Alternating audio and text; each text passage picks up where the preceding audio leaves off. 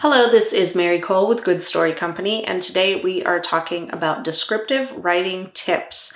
Now, what you really want to keep in mind, first of all, is the level of description that you will be offering to your readers. The more you describe something, the more it grows in terms of importance in your reader's mind.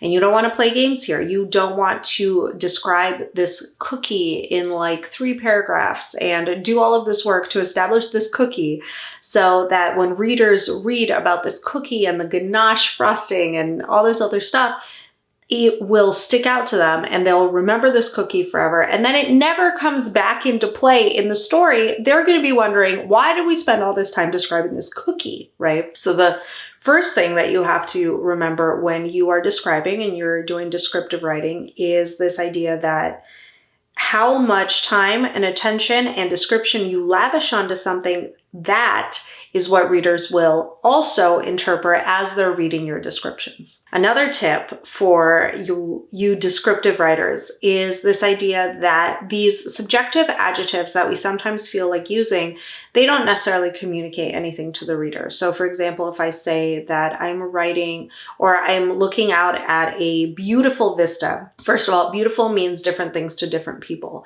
And that makes it sort of a really blah word.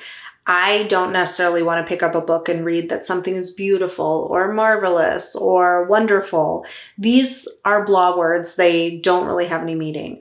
You are challenged with this idea of creating a scene in your reader's mind and having them be able to see what you see. And the only tool that you have, unless you're writing an illustrated project, the only tool that you have is your writing voice and your word choice. And so when I say, oh, I'm looking at a beautiful vista or a wonderful vista or an amazing vista even, the reader is not necessarily going to be able to picture it because what's beautiful to me may not be beautiful to you. And also we don't get to see the striations in the rock and the different colors of the sunset and the various flora and fauna that may be in this scene. And the more detailed that you can be there, the more specific you can be in terms of the Joshua trees or the cacti. Obviously, I'm in a desert Southwest sort of mood today. And you know, it can smell like, oh God, I don't even know, like burning cactus.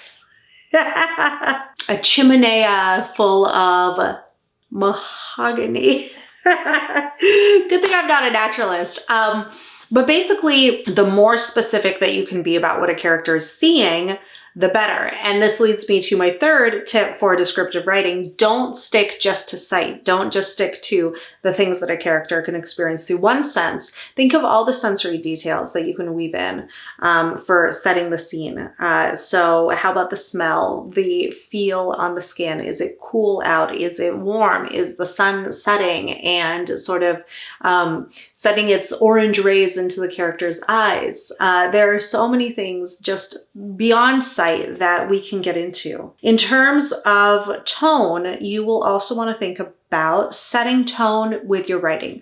So if a wind is kissing your face, that's very different than the wind lashing your face. They have very different emotional tones to them. And so you also want to think about the emotion that you are setting, the tone that you're setting with your descriptions. And finally, I just want to bring you back to the idea of how much and when. And I want to go back to how we started this video, which is the way that you describe, the amount of description you lavish on something, that directs the reader's attention. And so you really have to be dynamic and strategic with how much description you give about anything, about a character's reaction, about a scene that becomes very important, about a scene that's not so important. How much or how little description you give sends a signal to the reader. And this also goes back to the idea of when do you need to describe? Do you need to describe everything in every scene? Or if there is a chamber that we are going to visit 20 times over the course of your novel, do you spend more time describing that chamber than you do to a tavern that we only visit once. I would say that the chamber and the specific details of the chamber are going to be much more important than this tavern. You could sort of devote less time, devote less descriptive energy to it. So these are considerations of descriptive writing and descriptive writing tips. My name is Mary Cole, and here's to a good story.